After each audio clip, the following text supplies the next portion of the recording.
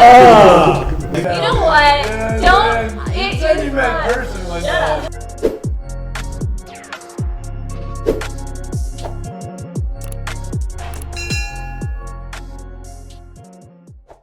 Episode 2, we are here with Haley. She has been investing in real estate for about a year. She's done 5 wholesale deals and has her own Airbnb. And you just quit your job in your 2-week period of leaving. Yes.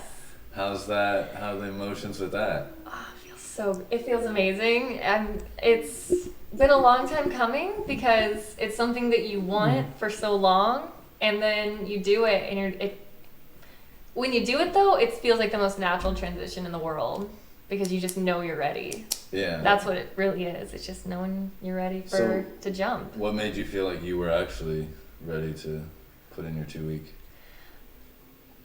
I knew that I was ready to put in my 2 weeks. I don't know, just that feeling of like, I don't want a plan B. I don't want a plan B. I know that I have the skills to make plan A work, and I will do anything to make plan A work. So, Your wife just quit her job, right? right? Oh, really? Yep. Yeah. That's awesome. Yeah. So she went to school, got the education, got the degrry, went to job. She loved her job. Everything she was supposed to do. Absolutely. She enjoyed it. She worked for basically a nonprofit organization here in downtown Des Moines. Helped a lot of great families. But there's that feeling in her gut that as you continue to do your job, you're like, man, as we discussed earlier, it's like, is there something more? What can I do more for our family? So because of real estate and what we've accomplished, and she's been 100% partner with what we're doing, and it's about 18 years. It was February 2nd. Did she quit? 2022. That's incredible. That's amazing. That's amazing. Yeah. She's like 45 days in or whatever. So that's awesome. Yeah. It's just, my biggest fear is like that feeling that I think we all kind of share is like, I want more. I'm meant for more. And the feeling of that I'm scared, like dying with that feeling in your system. No, thank you. The fear of that will beat the fear of leaving any job, I think. So did you save up? Yeah, so what I did was I wholesaled, and so I saved up enough capital. I set up a system for virtual wholesaling, so I'm doing that now. And then once I got rid of my housing expense and it's actually making me money, I took the jump. So that's what I did. That's nice. I have all the puzzle pieces now. I'm just putting them together. Just 1 year in the game. Yeah. Well, it starts. I mean, I think for everyone, real estate kind of starts almost as a side hustle, unless all of a sudden you're forced into it. Like if you're fired and you have to make it work. So for me, it started as a side hustle, which was great.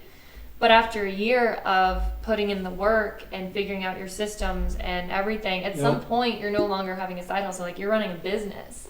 And I'm excited to dive in because I know a little bit of your story, and it's just feel free to ask those questions. No I'm happy way, to share kind of what we were talking about like a second ago. So before we dive into that, I kind of want to know maybe your upbringing, kind of where you're come that's from. A great question. Maybe kind of up to the point of that decision that you made of you know what?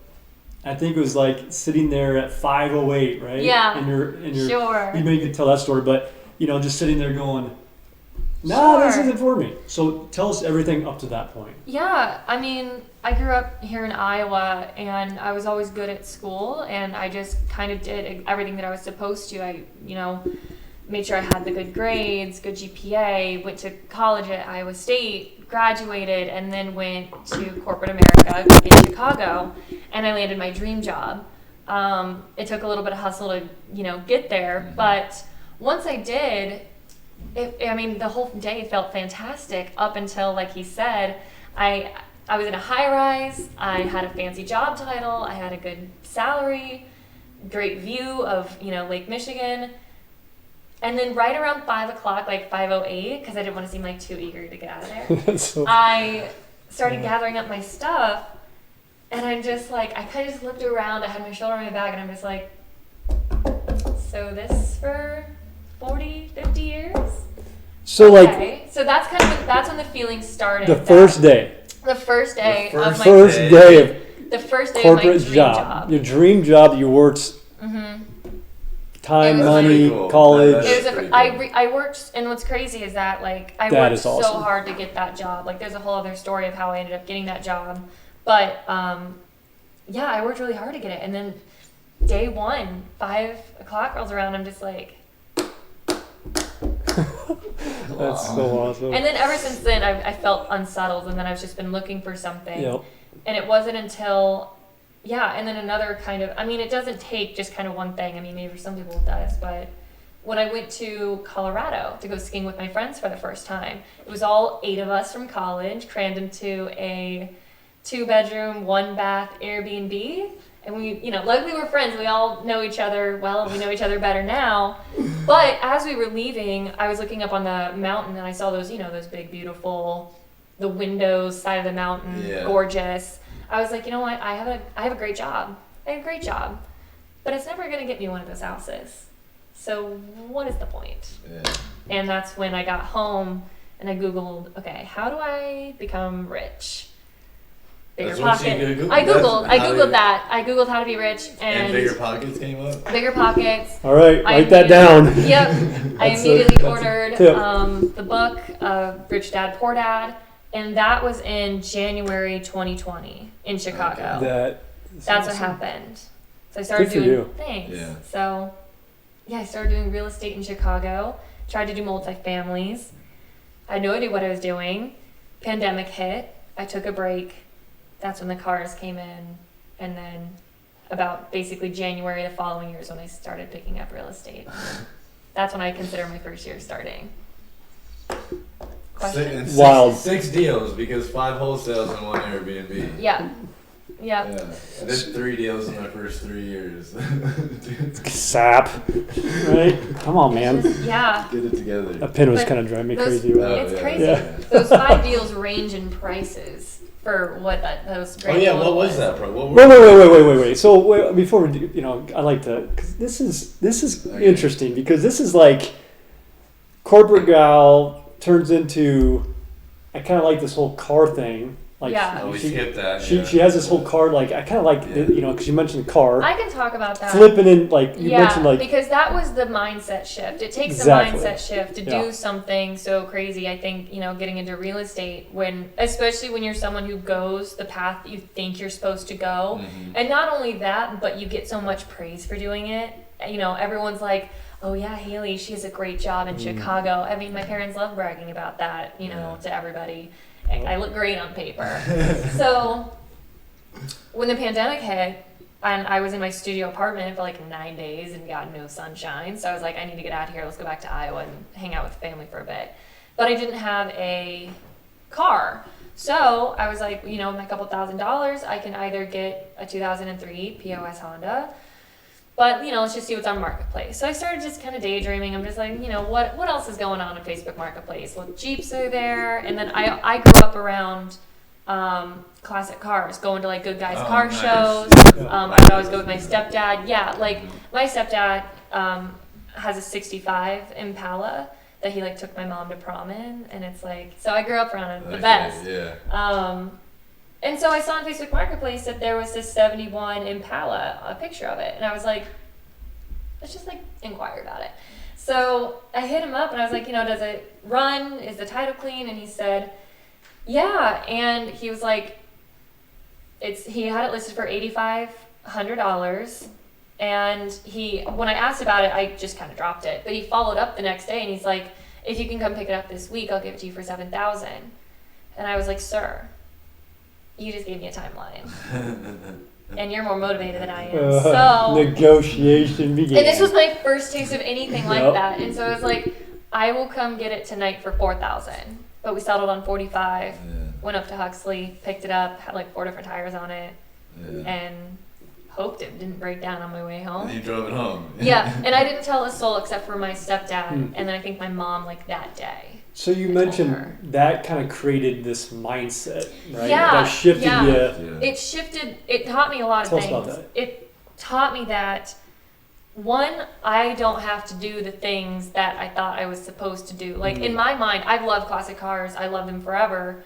And I thought I wasn't going to be able to have them until I retired. Mhm. Like, that's when you get the fun stuff, is when you retire. Yeah. No. What? No. Yeah. So that's the most important thing I learned. The other most important thing that I learned is that your family, the people you love, your friends, will not always support an entrepreneurial mindset, an off the beaten path type of endeavor. Yeah. Because they worry about you, which is sure, like, just fair, but that's just because their risk tolerance is different. They look at it and they see, do you even know how to fix those? Yeah. What if it breaks down? The gas on that, like, what are you gonna, just problem after problem. And I'm just like, and it's the same mindset that taught me that I can quit my job, which is, I don't know the next 5 steps in front of me all the time, but I know that I can either fix it or I know how to find someone who can. Yeah.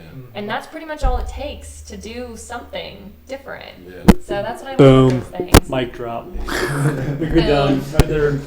Podcast done. Yeah, so the car taught me a lot That's awesome. about that. So then I got into flipping cars, and that's where the 69 came in, and I flipped that and sold that. And So I saw your first deal one deal you got with $25K in a beer. How'd you get the $25K? Was that from Chicago money or was A that beer, from like a yeah, so I bought like an alcoholic beverage. yeah, so I bought Since you made my TikTok first about it. my first wholesale Okay. deal I bought for $25,000 in a cold beer, and here's how that happened.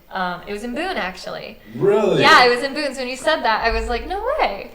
I'm not around those parts. So I know a guy. I know a guy. So basically, I went driving for dollars up there. I saw this house that looked vacant, called the guy up, set an appointment. We walked through it, and he's a great guy, and we're still friends to this day, which is awesome. When we were on the appointment, we had a great relationship on the appointment. We were talking about cars, we were talking about bourbon, which I also am a fan of. Yeah. And we barely talked about the house, which is pretty much the key to wholesaling. You don't really Yeah. talk about the house ever. Yeah. But the repairs, it looked like so I got it under contract for $40,000 based on the repairs that we kind of looked through. And I'm a newbie, I barely know what I'm doing, but I kind of know enough, and based on what he said, and I called my contractor, walked it through. And I was able to get it under contract for about 40, and I knew I was going to be able to sell it for 50. But when I had my contractor come through, which is my stepdad, but he's certified. So use your resources, use your close resources. For sure. He came in and the repairs were going to be a lot more. And so we tried to renegotiate. I offered about 30. He said no. We walked away, shook hands, and it was a fine relationship. Well, a few months later, he called me up and he's like, I'm just sitting on this vacant house. I know you offered 30. Can I sell to you for 30? And I was like, well, sir, I would. But the cost of lumber has gone up, supplies have gone up. So how about this? How about we do? How about this? Yes. I can buy it from you for $25,000 and an ice cold beer. And he said yes. Wink, wink. So we got it under contract. That's what happened for right $25,000. That would never work. You can try it. I'll I mean, with that mindset, it won't work. It's all about mindset. So yeah, I was just. So yeah. your eyes and your So appearance. 25. You know what? Don't. Don't. You said you met in person one Shut time. up. I don't know what you're talking about. But it was great, Yep. and so I got under contract. Wow. But that was Cool. none of my own money because I wholesaled it. So I just got on the contract, and then I sold it for like 48 minus a couple of fees. Oh wow. That was my first deal, and Did you sell it off market? I actually sold it to the title attorney. Knew a guy who worked in Boone, so I gave him like a small finder's fee, and then I walked away with $18,000. On your first deal. That could have been the hook. That's probably the the hook profit right I there. made on my first flip. 3 years in the game, yeah, it was $18K. Yeah, it's crazy, but that $18,000 is what helped fund my Nice. Airbnb. Oh, okay. I just held on to it to figure out, okay, what am I gonna do with Yeah. this? And so that's where the Airbnb came in. So that's what happened. That's impressive. Thank you. It was So fun. that was your first. Yeah. Deal. And you've done 5. Five Yes, my Five fifth wholesales. one is actually closing on the 13th. Okay. But my one after that it was a partnership with a couple other people out in North Carolina. It was a virtual deal, and I got $500 for helping with that one. So you never know what you're gonna, you know. Okay, sometimes just depending. Right. I mean, at that point, honestly, I was just looking for practice on. Yeah. I wasn't really fishing for big dollars. And that one I did have was. Did you learn quite a bit from it? No, nothing. Yes, I learned. So you made money and you learned. Yeah, you learn with every single interaction, every single deal, every. Sorry, I get a little snarky. Well, I didn't even hands off. I mean, come on, you learn as much, you know. Like. No, I learned a lot because there's a whole different game between negotiating with a person in the living room and negotiating with a total stranger on the phone that you've never met, and that is kind of what led me into the virtual wholesaling, which is a whole other ball game. Yeah, you have to it's crazy. So with, I mean, most people are sitting here, you know, listening to this, and they're like, okay, how did she get educated? How did she know the proper steps to even know to start? I mean, what kind of education did you do?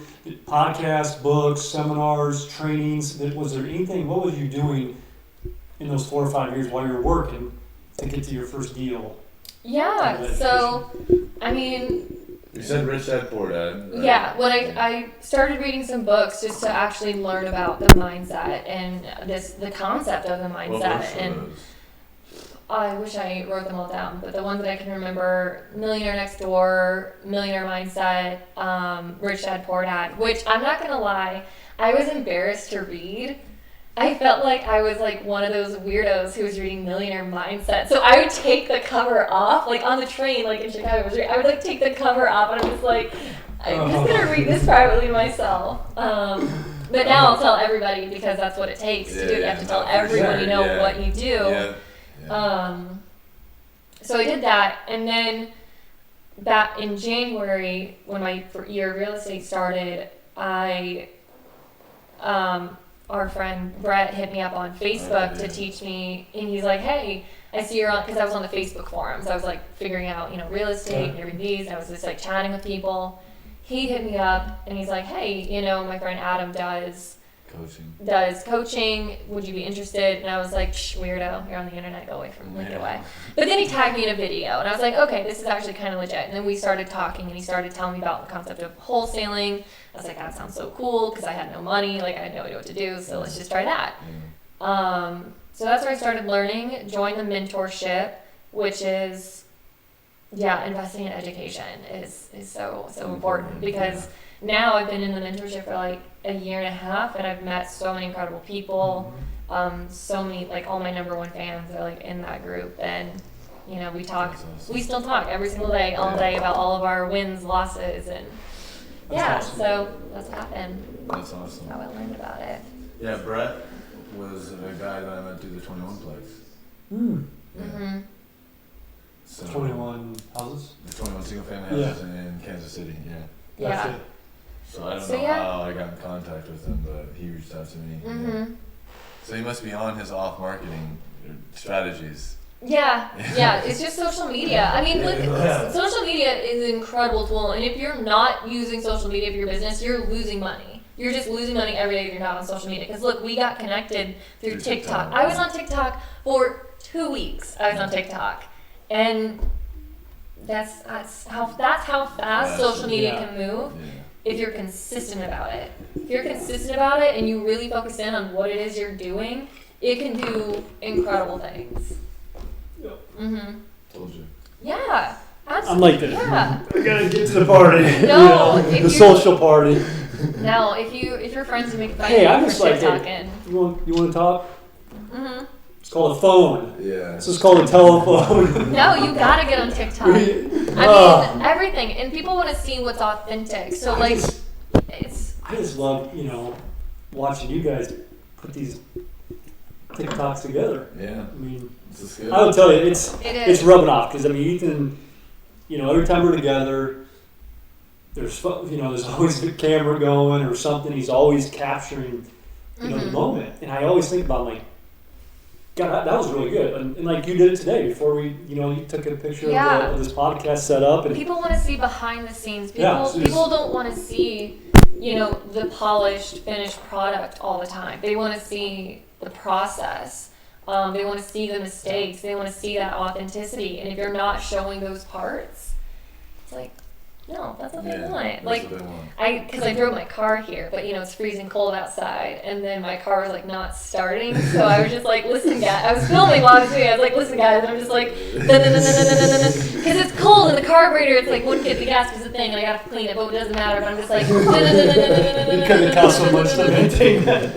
It's luckily, you gotta have good friends in town that work on old cars, and shout out to Josh, he works on my car all the time. I'll just text him and be like, hey, Leroy broke down. Can you fix it?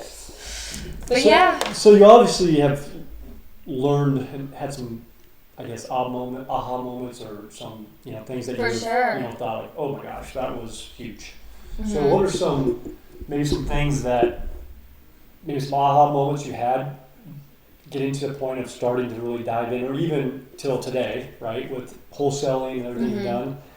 And then maybe even answer the question of like, because I'm just always wondering like, okay, if I were to do things different, if I were to do this again, would I do it differently? Mm-hmm. What would you have done differently, knowing what you know now, and all the knowledge you have and experience you have? Like, what would you have done different? What would I have done different? I probably would have not gone so far into the wholesaling route, and I would have looked more into the buying and holding of properties. Just because, looking back now, wholesaling is very active, whereas buying and holding, it's a job. Whereas, unless you create, of course, you can turn anything almost passive, where it's like, you create systems and everything. Whatever, but to get into everything, and now that I do have my first buy and hold, and all the work that kind of went into it, well, now it's just, a repeatable process, and it's just, scalable. Yeah, it's scalable. And so that's probably what I would have done differently. In terms of aha moments, it's just those moments where you learn that it really is. It's the simple things, it's the little things, it's the consistent things. If you stop to overthink, you're just cutting yourself short. And you're probably more often than not negotiating against yourself, which will kill the deal more than a no ever could. Yeah. So that's why I think how you were saying that if you don't stop. Once you start, you don't stop. You go 100 miles an hour, because part of this feels like you're cheating the system and someone's going to take it from you. But if you stop to overthink, you're going to kill it. Yeah. You're going to kill the deal, because time kills deals. Yeah, for sure. If you sit on it, including yourself. Facts. Bam. Bam. So in any of these deals, I always like to think about when, in our journey, it's like, man, we made some good money there, and it's like, we didn't make so much there. Everybody obviously, everyone's like, they love the, big money. Well, you sure. made $18,000, you made whatever you made, your first deal. Well, the first flip was $18K, $18K on the first flip. I think we got lucky, and I say lucky because we didn't know what we were doing on our first flip. I think it was like $42,000, and that was just kind of like, see how this goes, kind of experiment, honestly. I look back and go, we were organized and tried to figure out what we were doing and somewhat educated, but looking back, it's like, wow, I'm glad we made money, for sure. Yeah. But it allowed us to really get more aggressive in our approach to this investing concept or wholesaling. But you made $500, have you lost out any money? Have you just killed deals and like... I lose money all the time. I think everyone loses money all the time. So what do you mean by that? I mean... Like out of pocket on a deal that you don't get back, or you like earnest money, or there's that marketing margins. I guess. You can lose however you think about it. There's so many different ways you can lose money if you really think about it. Well, whether expenses and losing, marketing. Yeah, okay. That's not. So like on a deal where I actually physically have you lost money on a deal. if they want to And wholesale, Wholesaling Yeah, is like, you hard can't because really- the only way to really lose money is just not getting a deal because there's none of my own money going Yeah, into it other than yeah, just yeah. marketing. Truth. Okay. So I don't want to say no like I'm fantastic and fabulous, But but you haven't lost. but I, How about but I this? haven't lost any money. Man, look who we have on I this. just sitting as in the much hot as I seat. try, I just can't lose money. Okay. No, Airbnb. Airbnb. She has. It's only. It's up Oh, for a which month. No, We I ran the launched numbers it. last night. So my Yeah. Airbnb launched 6 days ago. Oh, 6 Oh, days. so we're, 6 days we're- ago. Okay. And I've Man. already Yeah. paid a mortgage and a half. So I'm pretty excited about that. Yeah. We went over cash You can on see cash. why a buy and hold is like I got a reservation out of drinks last night.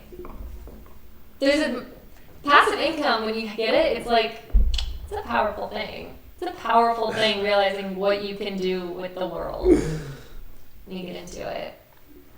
Plus, Yep. talk about an aha moment that I do want to go back to that I think is super important is wholesaling. I had no idea what I was doing, so I fully adopted the systems of other people and the styles of other people, Yeah. which, no offense, surrounded by just guys and guys that are doing it. And the way that they do it is great and it works and it's fantastic and it worked for me. But one of my biggest aha moments is like, I have to have fun while doing it. I have to make it my own while I'm doing it. So that's when I started making everything pink. And like my business cards are pink. And I started, one of my business partners and I, Sharon, who is a huge asset to this team, we often go by Two Chicks Buy Houses because it's one, hilarious. And then two, one of my biggest things is I'm often not only the youngest person in the room, but usually I'm probably one of the only few women that's in the room, and I don't like it. So my whole strategy of why I got on TikTok is because I want to appeal to women. I want other women to become financially free because part of my upbringing, I grew up where the men make the money. And that's great, and that totally worked in my family, but that just wasn't for me. That's just not for me. And I know that there's other women out there, they just don't have that maybe example, maybe they didn't have a female breadwinner to look at. And so that's my biggest motivator is because I have a younger sister, and I'm just I want her to know that you have options. You can do it yourself. You don't need someone. I mean, a team is great and a partner is great, but you can go do this yourself. And I think that's the thing. When you look at Bigger Pockets, when you look at all the podcasts, all the books, they're all written, by men. And I want to be a voice that kind of changes that however I can. So that's what I want to do, especially when you look at the fact that most American households, women are in charge of the family budget. It's so that's why when you look at my Airbnb, I have a pink couch. I have a lot of color. I'm marketing specifically towards women because they're the ones who are going to be in charge of picking where they go. Yeah. So absolutely, I'm going to start tailoring towards women because they're kind of low-key in charge. And that's and they're also the biggest consumers. So I'm just let's target towards them and also use that as a way to inform them on how to do this yourself. That's good. So that's why I have a pink couch, and people have told me I was silly, but I do not care because I think it's so great. That's awesome. I know there's a few here in Des Moines. I know there's a few Facebook, groups that are kind of all women. Oh, entrepreneurs, really? Investors, and But not necessarily real estate related. no, all real estate. It's all based on real estate. Oh. And one of the gals, her name's Julie, and she's in property management. Been doing it a lot of years, and she had the same feeling. She's like, Yeah. I just want to talk with ladies, man. So they meet up. It's once a month, and it's grown. It was just her. Hey girls, let's talk, have coffee, and talk about real estate, and then it's evolved. Now they kind of she kind of brings in maybe a lender. She brings in just to these people just to kind of show some value.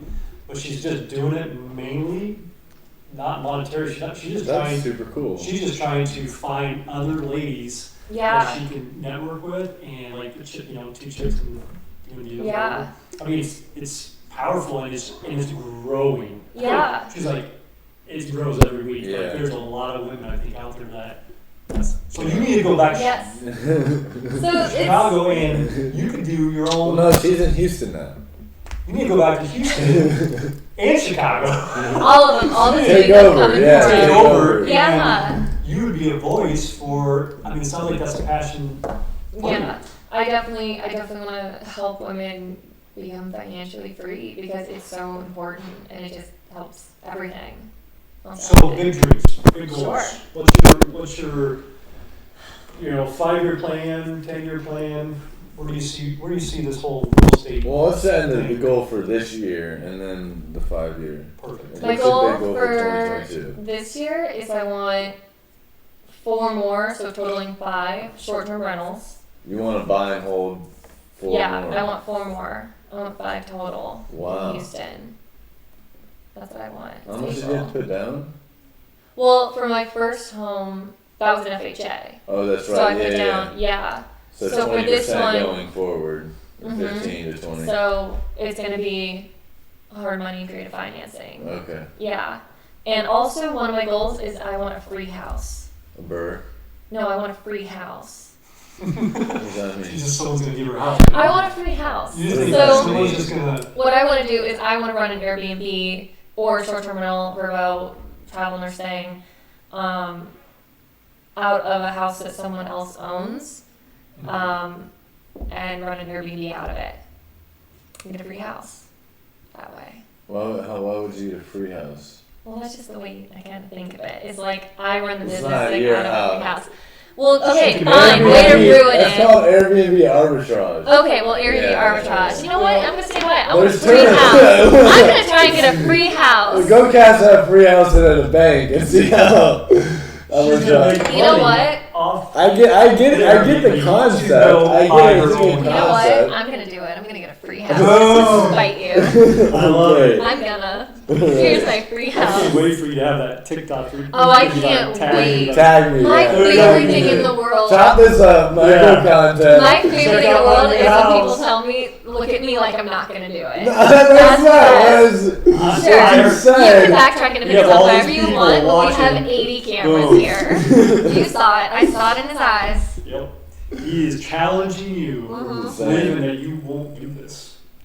Yep. What are the terms, just to be clear, so that I can just go back and go, Are see, in my I favor. was. I'm gonna get a free house. Okay. alright. 100%. I'm gonna get a free house. Okay, so goal for this year was Okay. 4 more. Yeah. You want 5 total. Yep. 5-year or 10-year Mhm. goal, or just kind of life goal, I guess. Yeah. And then I would like to do 10 virtual wholesale deals. This year I would as well love too. Yeah. Wow. That's what I'm aiming for. So 15 more deals. Yeah. Yeah, that's Why not? Why not? When you set the systems up and you just are consistent and you know how to work backwards from those goals, it's just a numbers game. So how many deals are you analyzing to get one, or how many properties are you analyzing to get one deal? So to get one deal, analyzing like comping or like Yeah, people I'm like how talking many leads do you have to send? If you got 15 or 10 more leads, how many deals do you have to go through to land 10 leads or 10 deals? So Leads it's that you- about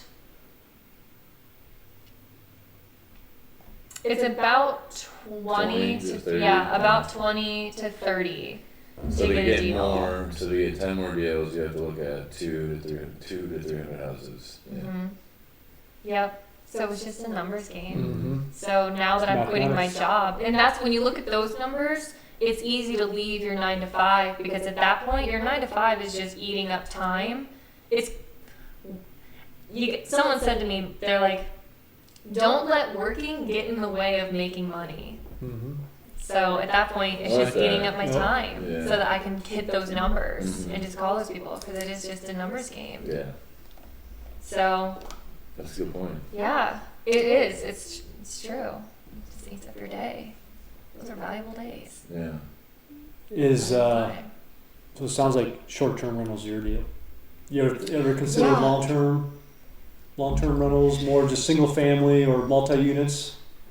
I thought about them and they sound great, and I'm not scared of them. But the reason that I like the short-term rentals is the marketing that goes along with it and the appeal vacation style. Because I went to college, I got my degree in graphic design, and that side of me never left. I like the artsy things. I like the fact that I have a pink couch in my short-term rental. I like decorating it however I like, and can appeal to those types of things. And I want to see how I can push that.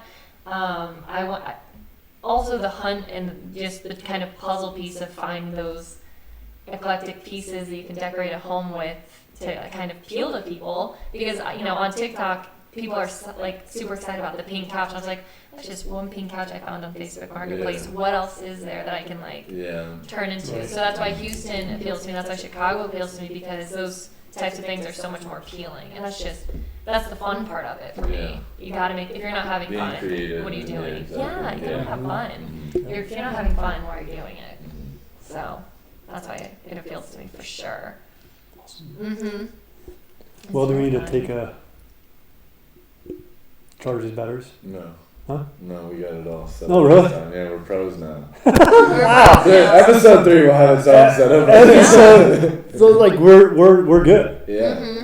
Episode 2 is like we're on this. It's been really good flowing. Yeah. Surprisingly, I don't think we're gonna have to do too many chops or anything. It's a nice transition. So how's it feel to be episode 2? Honestly, Haley, it's very flattering. Is this very flattering to you? It's very... Because we have hundreds of thousands of people Yes. calling us. Obviously. I mean, I our don't know, email, but like the phones are ringing. TikTok, talk, tick. We are killing it with guests wanting to be on the No, show. it feels very flattering to be on it, and to kind of, I don't know, when you're surrounded by people that, I mean, we all do it. We're surrounded by people who are doing better than us, and you can always feel like, am I doing enough? But having things like this and actually talking about it on paper and wow, I've a year and 4 months basically to see how far you've gone. It's very helpful and to figure out like, wow, okay, kind of not too shabby at it. Like, all right, good job. And it's so hard, especially when you're in it and you have a job that you don't want to do anymore. Those days are so long, and you're so ready to be done with it. It just takes, that time takes forever. But looking back, like a year and a half. You told me a year and a half ago that I'd be able to quit my job. I'd be like, let's go. Just started this soon. Like, let's do it. So it is crazy. It is crazy, but it's super flattering to be on the podcast. I'm glad you guys are doing it. Yeah. That's so who was episode 1? Our buddy Ryan, he's an investor as well. He does like luxurious flips and has some rentals. Yeah. Yeah. He's killing Good job, Brian. Yeah. it. Cool. Yeah. Brian wants episode 2 already. He's like, let's do Yeah, this it went He so wants to good. come back. It went so good. I'm like, Brian, we're supposed to invite you. You can't invite yourself back. Great. You have to be invited. Yeah. You this can just have is, anyone We're on at the that point. podcast. Yeah, we're at that point. No. And we've talked about this. Ethan and I have talked about this. Is like, after meeting with Ryan and doing the podcast with him, and you don't know how these are going to flow, and you just want to be able like to just have that conversation, right? It's just like we're literally just having a conversation and enjoying each other's successes and learning from each other. And Yeah. one of the coolest things that I think one of the biggest takeaways that I had in episode 1 that I didn't think I would get was kind of like you were just sharing there just now, is like Ryan was so excited to be able to share his story. Yeah. And just like what you're doing, there's a lot of people out there that are just like you, that are, female, sitting at their job right now, just going, what am I doing? Yeah. And just thinking, man, maybe there's another option, right? Yeah. And to sit there and go, I mean, this isn't like you've been doing this for 20 years. Yeah, you just quit your job 6 days ago. and you just met Ethan 7 days ago. 3 days Well, ago. technically we met yesterday. We met yesterday the first time. Yeah. But connected on TikTok. Connected on TikTok. Like a couple, 4 or 5 days ago. 5 days ago. Not And here we even. are doing, Yeah. crazy. That's why, you can't stop. Like, if you're just consistent and you just keep going and just reach out to, like, anybody and everybody, it's a crazy good thing. But you're right. There's people out there who are just sitting, not knowing what to do, and yeah, don't let that feeling just sit You there. gotta be okay with being vulnerable. Oh yeah, you have to be It's okay with just being part of vulnerable, it, and you have to be yeah. okay with getting hate for what you're doing. Yeah. Like I get hate comments on my TikTok all the time, Yeah. and I'm just like, I'm just a blonde woman trying to like open an Airbnb in Mississippi. Like I'm sorry, just doing my best out here, but people will give you hate. Oh, the naysayers. The naysayers, you cannot Well, let you're on that a stop podcast, you. so. I am on a podcast. That's There's a still neon number sign, two so that you said know yes. it's legit. YoungPro. You know it's legit. And we got Michael. But Look Well, at this. yeah, Look at this. we're This down is to so microphone professional. We're gonna I've get this never- fixed because next time I don't hold the This is so professional. We're Yeah, gonna- I'm so this serious. is real. This is Mhm, what, it's yeah. legit. We just Yeah. need 2 more. Just Yeah. not- And we upgraded from the red cups. Last We last did. week We had- started with solo cups, and now look at this. Last week Look at how classy we had a this red is. cup. Now I we got feel like nice, spoiled. Yeah. clear I cups. do what I That can in my you know, kitchen and dining room. Mr. you know? M, we got I really- Montaigne yeah, over I'll here. put what I Yeah. can. But it's great, yeah. It's been fun. Doing what you love and being able to talk about what you love and just around people who love it, who are doing. That's what's the cool thing about real estate is that you're always going to find people who are doing sort of the same thing, but it's never quite the same thing. And you can apply it to your Yes, own. you can apply it. Yeah. You can have those different skill sets. Like for me, I love doing that creative side, but where I always need to work and improve are the numbers. You're great at the numbers, and so being able to talk about that, like, and lean on you for that, and just that's why it's so important. I mean, I think honestly, the 3 things that can make or break who you are as like an entrepreneur is who's in your inner circle, consistency, and confidence is probably the third one. It's just be blind confidence. And if you don't have confidence, find someone who has great confidence, borrow it from them. Completely fake it until you make it, and just completely steal it from somebody else. I've totally stolen my friend's confidence before because I'm just like, I used to be nervous about telling someone the price on, what I'm going to offer. Let's say they're asking 200,000 or like 200,000, and all of a sudden I have to get it down to 100,000. Yeah. That's that can be intimidating Yeah, because then that's that's when if you think it's like the negotiating against yourself, they would never. Why would they do it? And then you have to like kind of work down like, well, someone's gonna have to make a profit for rehabbing it. Yeah. That roof, it's like I'm not the one who didn't maintain this Yeah, house for the yeah. past 20 years. Like here's what we have to do to get it. Reversing your way Reversing into your the way number. down. Yeah. That's That's what we another- do it every single time. Every single time. You have to take the time to walk the person through what you're going to do, what it's going to cost you, on how you get to that number. So that way it's not a surprise when you get there. And doing that is definitely a craft that you can always improve on. Well, and part of it is too, this is someone's home. Yeah, it's a right? home. This It's is a big someone's deal. house. This is someone that they've, Mm-hmm. we have no idea what, the history Memories, behind yeah. this Yeah. home. And you're sitting there going, oh, by the way, you're 200,000, it's really 100. Yeah, And your we're sitting here going, house is ugly. And I'll give $1 for it. No, like it's this- a yeah, big you gotta be- deal. You gotta, tread it Mhm. lightly and say the right things and package it. in a Yeah. nice way where- And talk about losing money. I can't tell you how many wrong things that I've said in so many different living rooms to Yeah. different people. That's where losing money comes in. It's just, Well, plus, your people skills, right? So you have oh yeah. 15, 20 minutes to gain common ground with some dude, Random, gal, yeah, that you've somebody never you have met, no idea, really, you yeah. don't know. Yeah. You're a And you're complete Trying to stranger. buy the one You of have the to biggest figure out accomplishments. all of a yeah. sudden why they want to get rid of what they think is their biggest asset. When Yeah. obviously we know it's not, and why they want to leave it, and getting them to open up is a whole different thing. Yeah. Yeah. That's what kind of drew me to the whole game is sitting in the living room and chatting with someone. Yeah, it's quite the rush. It is. Yeah. You'll learn a lot. You'll learn a lot. Well, on that note, what do you think is like kind of one of the things you struggled most with, and you've taken away that people can relate to that in their first year or trying to get into the position that you're in now?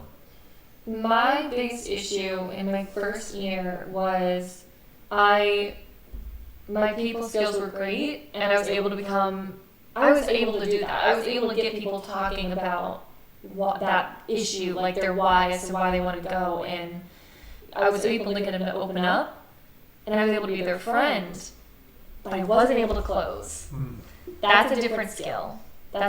Being able to close on a sale, on a deal, it's a different skill, getting to that point. And that's something that I'm still newly working on, because once you get a couple wins and you're able to do it, it slowly starts clicking, and you're just like, okay, that's how you do it. You start talking to him about the numbers and getting him like across that closing point. Yeah. Being able to do that is a whole different thing. So that was my biggest issue, was like being their friend, but not being able to close. I think it's, I call them like power phrases, like you have to have those go-to power phrases that are stuck in your head that, when you get to a point where you're just like, okay, here's my transition. Yeah. Here's my opportunity. And then you just go with your power play. Let's hear one. Come on, what do you mean? Power play? Yeah, let's hear one. Well, I have a lot working with Okay, one or two. Let's give the people what they need. One or two. Gosh. I have to come back to that. Yeah, you gotta be on the spot. You said you got them all locked in. The cameras and the lights got them all. I'm trying to think, what would be, gosh, I do a lot with, obviously, I don't do wholesale. It's $100,000 deal. Tell Derek he's interrupting our podcast. No, don't answer it. Stop. This is not good. But I do a lot with selling real estate. So we do, we do a lot of work with buyers, sellers. Never done the wholesaling, but we do a lot of buying. Yeah. So that's kind of, so, I think when you sell real estate, there are those transitions where, I think a lot of it for us, for me, it's more just, you gotta set the expectation. You're constantly coaching. And it's not really, transition much, but it's that because I don't try to lock in the deal with a client. You know what I mean? I'm not trying to lock it in, because I don't think that's right for me to lock my client in, right? So for me, it's more educating, but it's absolutely setting the expectations of what's going to happen or what could happen. Coaching them on the process. Oh my gosh, all the way through. And that to me is I know there's 7 or 8 things that are going to happen. Yeah. And so I'm talking about it right now, and that's my transition or my power phrase, so that here's a good example. Just had a house listed for $255 or $250. Had $255, $260, $267, and $276 off client. I specifically told my client, before I even showed him, I said, first off, none of these will probably appraise. Yeah. I'm like, and I said, and don't count your money. When we talk about this, you're going to sit there, you're going to start counting your money. You're going to sit there and go, ooh, I can accept this offer. And we're already spending, we're going to Hawaii, we're doing all this stuff, right? And then if you don't help them with that, at the end, when the appraisal comes back, which it did at $255, he just got robbed, right? He could have if I didn't set that. If I didn't set the expectation. If you have their mindset on a higher number. This is fake. This isn't real. This is $276. $276,000 isn't real. It's not real. Wait till appraiser. And then of course appraisal came in $255. Now we can start. Now you said we're not even counting money now because we got other issues. At the closing table. So for me, from the standpoint of the sales side, that's kind of my power phrases in terms of just setting expectations. Yeah. Boom. Right there. Boom. And you didn't think that. We're getting up on this is all I made up on you. I kind of like this. We'll definitely have time. Oh my god. Those power phrases are good, and I think one of the most important parts of getting to that point of being able to close is the pullback. I 100% struggle because I was so eager to get my next deal, is bending every which way for the seller or for whoever you're working with. Like, you have to set the expectation, like, my time is valuable. I don't have time to do everything. It has to make sense for me. If this doesn't work for you, that's fine. We don't have to do the deal. selling your house is a big deal. Like, I might not be your right buyer. I'll do what I can, but it's that pullback of like, you know, when you're going through the process of like talking about all the repairs that are needed on a house, you got to do pullback. Now, like, there's a lot of things that, you know, we're going to, because I set the expectation, like, we're going to be on the phone for a while. I'm going to talk through this. This is virtual wholesaling I'm referencing is, because I'm not there. So I have to get the homeowner to talk about the house into detail about the things that are wrong with it, which is hard to do because when you're talking to a motivated seller, they want to talk about everything that's good about the house because they want to sell it to you. Where I'm just like, listen, I gotta get you to tell me everything about this because I want to get you the most fair offer possible. I don't want to get you with a higher number, and then when we do our inspection, I have to take off $15,000. That sucks. Like, I don't want to do that. I don't want to do that to you because that's a relationship killer. Yeah. You know, especially when you haven't been able to meet that person. So it's like, I gotta get them to trust me. Like, listen, you know the house better than I do. Yeah. So help me understand kind of what's going on. Yeah. Tell me the worst things. You can tell me the little things too. But like, I want to be able to get you the most fair offer because I don't want to waste anyone's time, mine or yours. Yeah. So that's a great thing right there. Just being transparent and honest. Honestly, that's what it is. It's just honesty. When you're not trying to sell them on something, like, I'm just trying to help you. Yeah. And I'm trying to help myself too, and I don't hide that. Obviously, you know I'm doing this for a business. I'm trying to make money at this, like, but I want to help you too. Yeah, 100%. Mm-hmm. And that's why it's important with who's in your inner circle, because when you start out in this business, it's super important who you surround yourself with because that's how you're going to do business. More than likely, at least in your first few years, is looking at your it's looking at your mentors who you're learning from. How do they do business? Because that's kind of what you're going to adopt because you don't know what you're doing at first. So that's why you got to help people. It's so important. I mean, that's how I got him to be my partner. Yeah, you got to help people. It's like, I'm that's Gucci exactly now. right. I got him. I'm good. Yeah, like my brother's an incredible salesman, and I learn from him all the time. And he's like, Haley, the best salesmen in the world are never selling; they're helping people. Yeah. And I'm just like, that's great. So now he's in my inner circle too. So great resource to have. Sitting down with the client. He's just sitting here thinking of his power creators. So you're sitting down with the client. I can hold on. I can make the picture sitting down. Okay, you're all sitting. You guys sitting down. I'm sitting. We're sitting down. We're going over our listing presentation, right? We want to list this person's house. Yeah. Okay. So you go through the market. You go through, you know, what we would do for them, all that kind of stuff, comps, market, all that kind of stuff. And then basically, you know, underneath all of that, you got your listing agreement. Yeah. You got your, like, we're going to work together here, people. Yeah. So then I always, like, sit there at the very end and say, hey, you know, based on what I've showed you right here today, I mean, this price we can get you, the marketing and everything, is there anything right now that would stop you from moving forward and doing the logistics of this, signing this listing agreement so we can get your house sold? That's a good one. And you nod. And they're like, because they're not going to do this. And they're like, no. I'm like, okay. There we go. All right. On that note, that's a great way to end it with value and quality. And power closing phrase. We'll probably have people like, oh, that's terrible. You can't do that. You got them in your emotions. Yeah. Money first. Well, if you're not getting hate comments for it, you're probably doing something wrong. Yeah. So. All right. Well, Haley, thank you so much for coming. And maybe when we get to our, second round of guests, you can definitely join us again. And then by that time, who knows how many deals you have done. Well, we know what our goals are, so we'll come back in the year together. We'll be, exactly. We'll see. Now that's accountability right there. There you go. Yeah. All right. I'm going to go to my free house. Thank you so much. Thank you, guys.